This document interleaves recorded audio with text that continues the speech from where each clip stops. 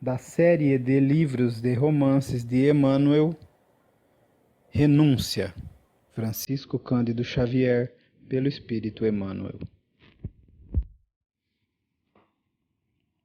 O companheiro, que lhe seguia as palavras com indisfarçável mal-estar, apertou-lhe a mão e sentenciou: Que é isso, Madalena? Desvairás? Não te quero ver entregue a filosofias abstrusas. Se encontrasse esse feiticeiro infame, reforçaria as penas que lhe foram impostas pelos inquisitores. Ansioso por libertá-la dos pensamentos amargurosos, continuou: Casar-nos-emos e encontraremos aventura sem fim. Ficaremos em Paris, ou onde quiseres. Lutarei por ti. Tenho braços laboriosos e enérgicos. Futuramente rir-nos-emos desses temores infantis, provocados por um mendigo irresponsável.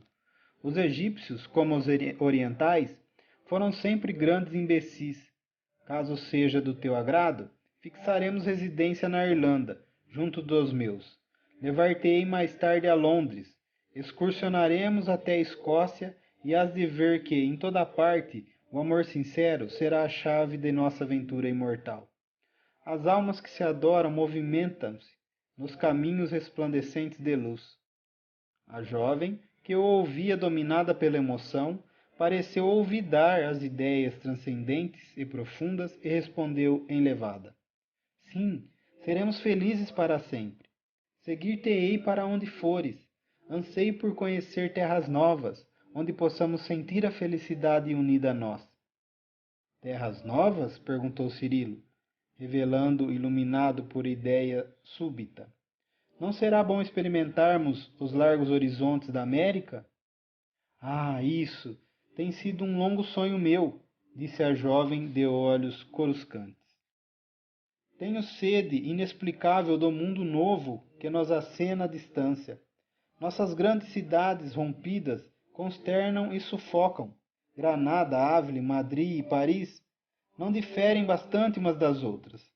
Em todas vejo os homens como loucos, disputando realizações que lhes agravam os padecimentos espirituais. Tenho sonhado sempre com as enormes florestas escuras, com os rios caudalosos, com as campinas verdes e sem fim.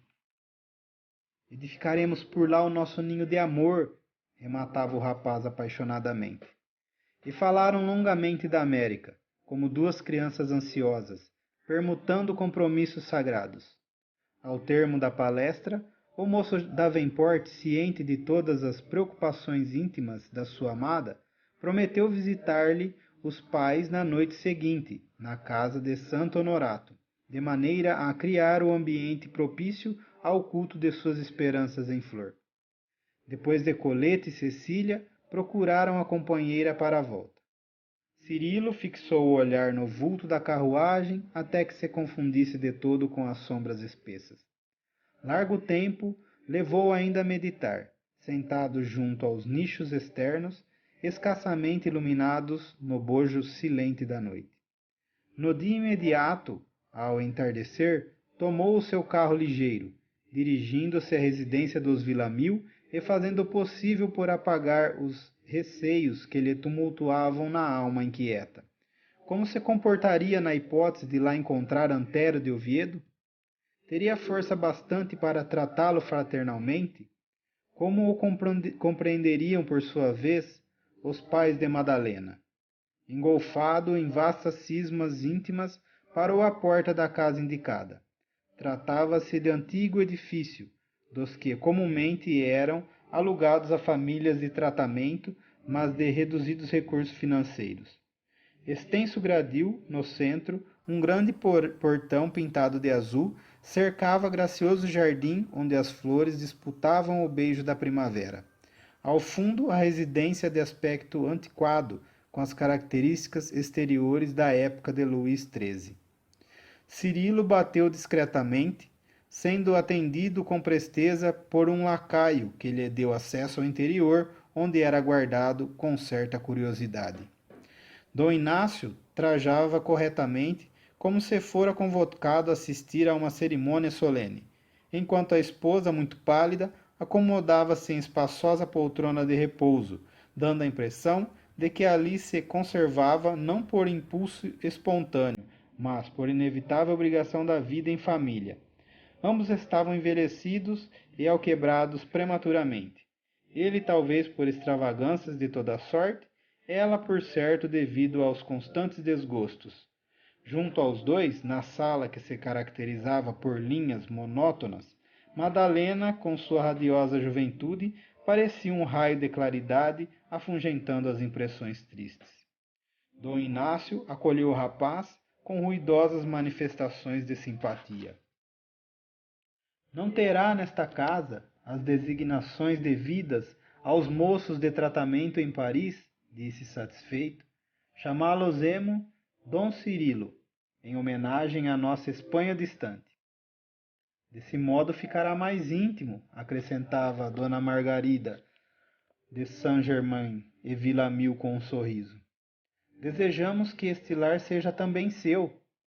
Enquanto os jovens se alegravam, experimentando a certeza da condescendência dos velhos generosos, Dom Inácio acrescentava: E pode estar certo, Dom Cirilo, de que sua estrela deve ser muito brilhante, porque minha esposa não acolhe qualquer um na primeira visita. Riso geral coroou essas afirmativas, ao mesmo tempo que a palestra descambava para as recordações das pátrias distantes.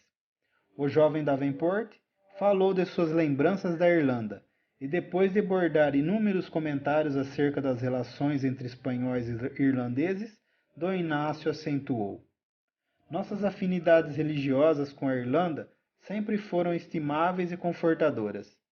Aliás, fui eu quem teve a honra de acender a primeira vela enviada pelos devotos do Santo Arcebispo de Armagh, em Dublin, na fogueira em que foram castigados, em Granada, alguns hereges do Longford, num de nossos maiores autos de fé. Cirilo franziu o senho como quem se desagradava do assunto e acrescentou: A psicologia da gente irlandesa é muito difícil e complicada. Tal como a nossa na península, atalhou o velho fidalgo. É impossível esqueçamos nossas tradições para acompanhar o surto de loucuras e novidades que terminará projetando os povos no abismo. Não podemos confundir liberdade com licenciosidade e seria falta grave aplaudir essa onda de tolerância criminosa que varre atualmente o mundo. Temos de ser exóticos em qualquer parte da terra. Será lícito estabelecer a desordem e dizer que se progride? Então a Espanha toleraria o chamado Edito de Nantes? Nunca. Julgo que a fogueira deve cercar os hereges e os apóstatas onde quer que estejam. Pelo menos isso constitui elevada instrução de nossos santos padres. Se o traidor da pátria deve ser condenado, muito mais criminoso é o traidor da fé. O rapaz esboçou um gesto de leve desacordo, obtemperando delicadamente. De acordo no que se refere à política. A administração desordenada é sintoma de desagregação e ruína. O mesmo, porém, não ocorre quanto às crenças.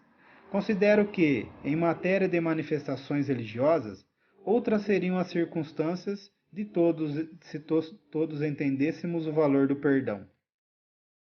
O senhor é muito moço, replicou Dom Inácio sereno. Só mais tarde poderá compreender que o perdão dissolve a família. O jovem fez menção de espanto e respondeu instintivamente: Mas Jesus perdoou sempre, Dom Inácio.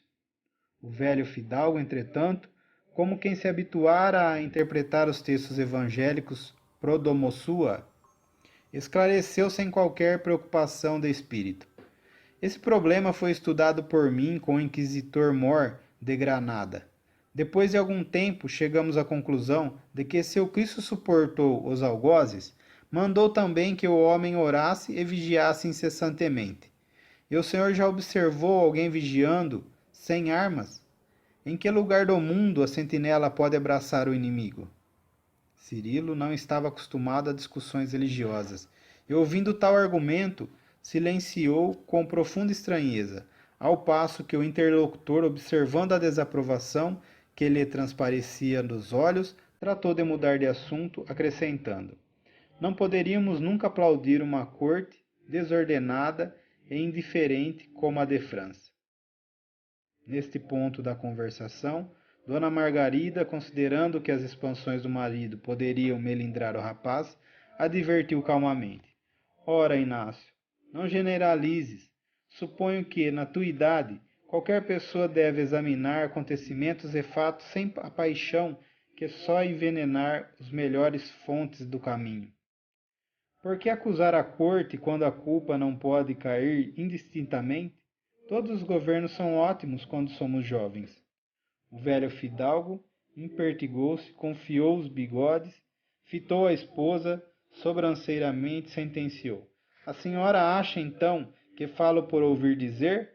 Há 3 anos, com a mesma velhice de hoje, assisti à assinatura do nosso tratado com a França, na Ilha dos Faisões, acompanhando Dom Luís de Haro, e não sentia qualquer desalento. Aos meus olhos, as águas da Bidasoa estavam belas como nunca, mas não posso repetir semelhantes emoções nesta terra de polifrontes. Considera então que os franceses devem pagar pelo teu abatimento agora? Perguntou a nobre senhora serenamente. Há tanta gente sem juízo em Paris como em qualquer grande cidade espanhola. Além do mais, cada região tem seus costumes próprios e, naturalmente, um francês não se sentiria tão bem se fosse compelido a viver sob o ritmo das traições espanholas. Ah, sim, replicou D. Inácio, sem conseguir disfarçar a irritação. Para os franceses, todos os descalabros podem ficar bem, mas eu sou um homem antigo e é preciso não esquecer que minha família descende de parentes colaterais da rainha católica. E depois de um gesto significativo, rematou orgulhoso: Minha filha e eu não fomos nascidos nas margens do Garona, tampouco ao pé das águas sujas do Sena. Nesse instante, contudo, antes que Cirilo pudesse interferir com alguma observação afetuosa e conciliadora, ouviu-se o ruído de um carro que parecia trazido por cavalos resfolegantes. Dona Margarida, como se já estivesse aliada do pequeno atrito domésticos, fez um sinal à filha, revelando maternal preocupação, e falou: Madalena, previne lá dentro. Antero deve estar regressando de Versalhes.